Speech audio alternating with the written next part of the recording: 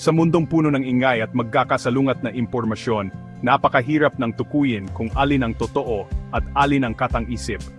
Sa bawat sulok ng lipunan, mula sa social media hanggang sa balita, tila ba lahat ay may sariling bersyon ng katotohanan. Sa ganitong panahon, mas lalong nagiging mahalaga ang pagkakaroon ng matibay na pundasyon, ang katotohanan mismo. Iisa lamang ang ating maaring kapitan, ang katotohanan. Ito ang gabay natin sa bawat desisyon, lalo na sa mga usaping may kinalaman sa seguridad at kinabukasan ng bansa. Sa gitna ng pagdududa at takot, ang katotohanan ang nagbibigay liwanag at direksyon. Hindi ito laging maganda pakinggan, minsan, masakit at mapait. May mga pagkakataon na ang katotohanan ay naglalantad ng ating mga kahinaan, ng mga pagkukulang na matagal ng tinatabunan ng pag-asa o pagmamalaki. Ngunit ang tunay na lakas ay nagmumula sa matapang na pagharap sa realidad, gaano man ito kahirap. Ang pagtanggap sa katotohanan ay hindi tanda ng kahinaan, kundi ng tapang at determinasyon na baguhin ang ating kalagayan. Ngayon, tatalakayin natin ang kalagayan ng intelihensya ng militar ng Pilipinas sa 2020 theme. Ano na nga ba ang estado ng ating kakayahan sa pagkalap ng impormasyon at pagprotekta sa ating bayan? Ang tanong, bulag ba tayo sa makabagong digmaan? Sa panahon ng mabilis na pagbabago, sapat ba ang ating kagamitan at kaalaman upang makasabay sa mga hamon ng modernong warfare? Ang pag-unawa sa ating mga kahinaan ay unang hakbang tungo sa pagbabago. Hindi natin malalampasan ang mga pagsubok kung hindi natin kikilalanin ang ating mga limitasyon at pagkukulang. Madaling sabihing malakas tayo, pero ang lakas ay nasusukat sa kakayahan, hindi sa salita. Ang tunay na lakas ay nakikita sa aksyon, sa disiplina, at sa patuloy na pag-aaral at pagsasanay. Gagamit tayo ng datos, tunay na pangyayari, at pagsusuri ng mga eksperto. Hindi sapat ang haka-haka o opinyon lamang, kailangan nating sumandal sa ebidensya at masusing pag-aaral. Hindi ito para manira, kundi para magmulat upang malaman natin ang tunay na estado ng ating depensa. Ang layunin ay magbukas ng diskusyon at magbigay daan sa mga solusyon, hindi upang magturo ng sisi. Ang digmaan ngayon ay hindi lang sa lupa o himpapawid, nasa cyberspace at impormasyon na rin. Ang mga banta ay hindi na lang pisikal. Madalas, ito ay digital at hindi nakikita ng karaniwang mata. Ang military intelligence ang mata at tainga ng sandatahang lakas. Sila ang unang nakakakita ng panganib at unang nagbibigay babala sa mga darating na pagsubok. Kung ito ay may kapansanan, para tayong nakikipaglaban ng nakapiring. Paano natin mapoprotektahan ang bayan kung hindi natin alam ang tunay na kalagayan ng ating paligid? Ang seguridad ng bansa ay responsibilidad nating lahat. Hindi lamang ito tungkulin ng militar, kundi ng bawat mamamayan na nagnanais ng kapayapaan at kaayusan. Handa na ba kayong harapin ang katotohanan?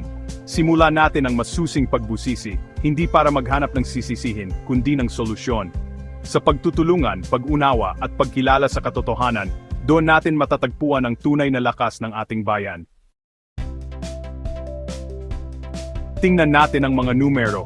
Dahil sa likod ng bawat desisyon sa seguridad ng bansa, mahalagang maunawaan ang datos at realidad na hinaharap ng ating sandatahang lakas. Sa bawat ulat at estadistika, makikikita natin ang mga hamon at limitasyon na kinakaharap ng ating depensa. Sa 2025, mahigit P28B ang budget ng Department of National Defense, isang malaking halaga sa unang tingin. Ngunit kung susuriin, napakaliit ng porsyento na inilaan para sa intelligence, surveillance at reconnaissance o ISR. Ang pondo para sa mga makabagong teknolohiya at pagsasanay ay hindi sapat upang tugunan ang mabilis na pagbabago ng banta sa ating seguridad. Ang Intelligence Service of the AFP ay patuloy na nagsusumikap, ngunit kapansin-pansin ang kakulangan sa pondo at kagamitan. Sa panahon ngayon, kung saan ang labanan ay hindi na lang physical kundi digital na rin, napag-iwanan tayo sa signal intelligence at cyber warfare. Kadalasan, umaasa pa rin tayo sa mga lumang kagamitan at limitadong access sa makabagong teknolohiya. Sa loob ng 5 dekada, nakatuon ang ating militar sa internal security. Dahil dito, naging eksperto tayo sa human intelligence, ang pagkuha ng impormasyon mula sa mga tao at komunidad. Ngunit sa usapin ng technical intelligence, gaya ng paggamit ng advanced surveillance at data analysis, malaki pa ang ating kakulangan. Ang pagbabago ng panahon ay nangangailangan ng pagbabago rin sa ating mga kakayahan. Noong Marawi Siege, naging malinaw ang ating mga limitasyon. Kinailangan nating umasa sa ISR support mula sa Australia at US, upang mapunan ang kakulangan sa ating sariling kakayahan. Ang mga dayuhang kaalyado ang nagbigay ng real-time intelligence na naging susi sa tagumpay ng operasyon, ngunit ipinakita rin nito na hindi pa sapat ang ating sariling sistema. Hanggang ngayon, limitado pa rin ang ating drones at surveillance assets. Sa kabila ng lawak ng West Philippine Sea, kakaunti lang ang ating kagamitan para sa tuloy-tuloy na pagbabantay. Dahil dito, may mga pagkakataong hindi natin agad natutukoy ang mga banta o aktibidad sa ating teritoryo. Ang kakulangan sa integrated at real-time intelligence ang naglalagay sa atin sa dehadong posisyon. Sa panahon ng mabilisang pagbabago at teknolohiyang ginagamit ng ibang bansa, kailangang mapuna ng agwat upang mapanatili ang ating kaligtasan at soberanya. Ang hamon ngayon, paano natin mapapalakas ang ating intelligence capabilities para sa kinabukasan ng bansa? Ang modernong digmaan ay labanan ng datos, at dito malaki ang ating agwat. Wala tayong sariling satellite, umaasa tayo sa commercial providers at kaalyado. Sa cyberspace, depensibo lang ang kakayahan ng AFP Cybersecurity Group, kulang sa offensive operations. Sunod-sunod ang cyber attacks sa mga ahensya ng gobyerno na nagpapakita ng kahinaan sa digital infrastructure. Limitado rin ang ating signal intelligence. Hindi natin kayang i-monitor ang encrypted communications ng mga modernong militar. Mabagal ang data sharing sa pagitan ng Army, Navy at Air Force, hindi integrated ang intelligence flow. Ang agwat na ito ay maaring magbunga ng kapahamakan. Ang pinakamodernong kagamitan ay walang silbi kung ang doktrina at pagsasanay ay lipas na. Sanay tayo sa counterinsurgency, ngunit hindi ito sapat para sa external threats. Kailangan ng malawakang pagbabago, mula data science, AI analysis, satellite imagery, hanggang cyber forensics. Kakaunti ang local training, madalas ay umaasa sa ibang bansa na hindi sustainable. Dapat bigyang halaga ang intelligence field at baguhin ang doktrina mula need to know, tungo sa need to share. Malakas tayo sa human intelligence, isang asset na dapat pagyamanin. Ngunit, ang labis na pag-asa rito ay nagiging kahinaan laban sa state-level adversaries. HUMINT ay mabagal at subjective. Hindi nito kayang sagutin ang mga technical na tanong ng modernong digmaan. Kailangan natin ng balanse, pagsasama ng HUMINT, SIGINT, IMINT at CBINT. Ang tunay na lakas ay nasa fusion ng iba't ibang sources ng impormasyon. Dapat maging integrated ang intelligence system para makabuo ng malinaw na operational picture. Sa West Philippine Sea, araw-araw tayong hinahamon ng gray zone tactics ng China. Kulang tayo sa real-time surveillance. Madalas, huli na ang ating reaksyon. Ang China ay may satellite, radar at military outposts na nagbibigay ng situational awareness. Tayo, umaasa sa cellphone videos at ulat ng tauhan, kulang sa bigat kumpara sa high-res satellite imagery. Ang laban para sa impormasyon ay kasing halaga ng pisikal na presensya. Kailangan nating i-upgrade ang ISR capabilities para sa military, diplomatic at legal na laban. Tingnan natin ang mga kapitbahay, Vietnam, Singapore, Malaysia at Indonesia ay namumuhunan sa modernong intelligence at surveillance. May sariling satellites, advanced radar at integrated C4 ISR network sila. Ang Pilipinas, bagamat may modernization program, ay mababa pa rin ang defense spending at laging kulang ang pondo para sa intelligence. Ang regional gap sa investment ay lumalaki taon-taon.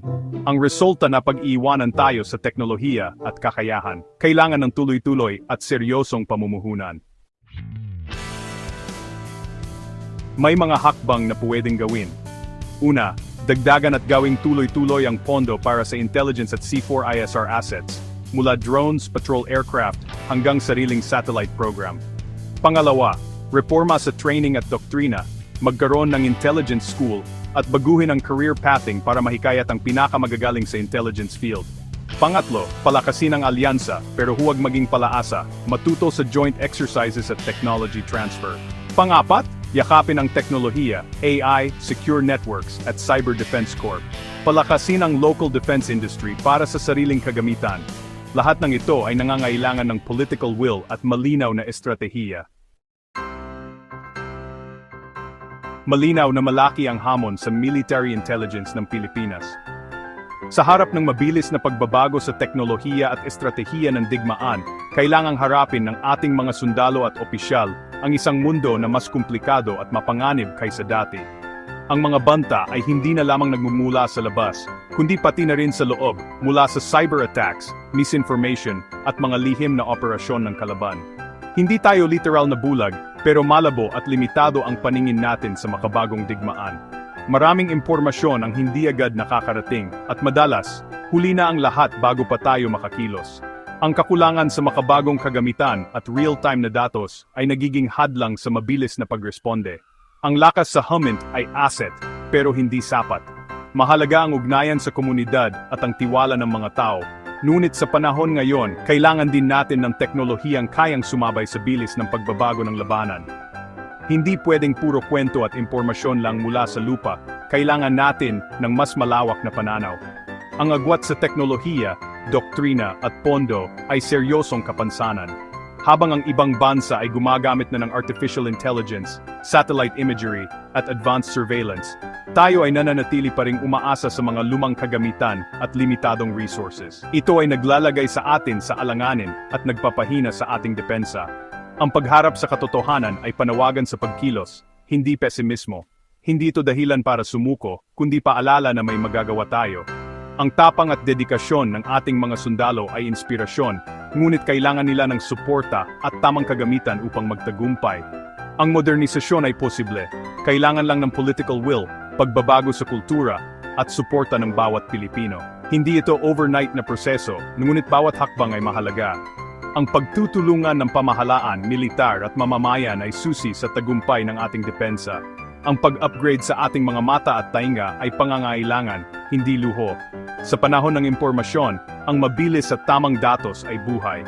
Dapat nating yakapin ang makabagong teknolohiya upang maprotektahan ang ating bayan at mamamayan.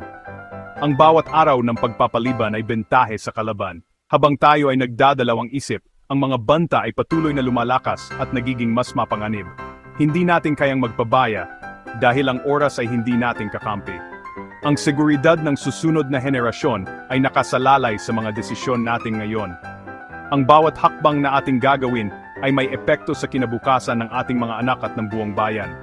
Responsibilidad nating tiyakin na ligtas at malaya ang Pilipinas para sa kanila. Salamat sa inyong pakikinig, manatiling mapanuri, manatiling mulat.